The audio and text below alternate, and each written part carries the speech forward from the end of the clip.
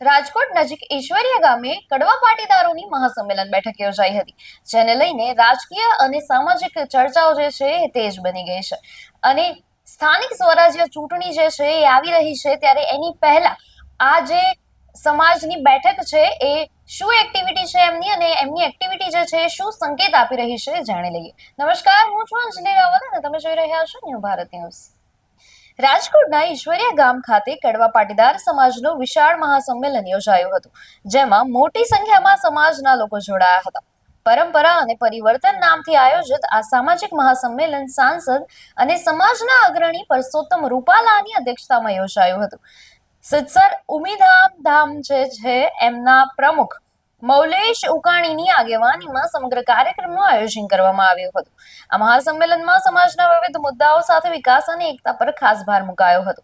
સ્થાનિક સ્વરાજ્યની ચૂંટણી પહેલા કડવા પાટીદાર સમાજની આ એક્ટિવિટી રાજકીય રીતે પણ મહત્વપૂર્ણ માનવામાં આવી રહી છે. આ પ્રસંગે ઈશ્વરીય ગામે અંદાજે 125 કરોડ રૂપિયાના ખર્ચે કડવા પાટીદારો માટે ભવ્ય વિદ્યા સંકુલ બનાવવાની જાહેરાત પણ કરવામાં આવી હતી. આવા જ વધુ સમાચાર જોવા માટે અત્યારે જ ન્યૂ ભારત ન્યૂઝને લાઈક, શેર અને સબસ્ક્રાઇબ કરો. નમસ્કાર.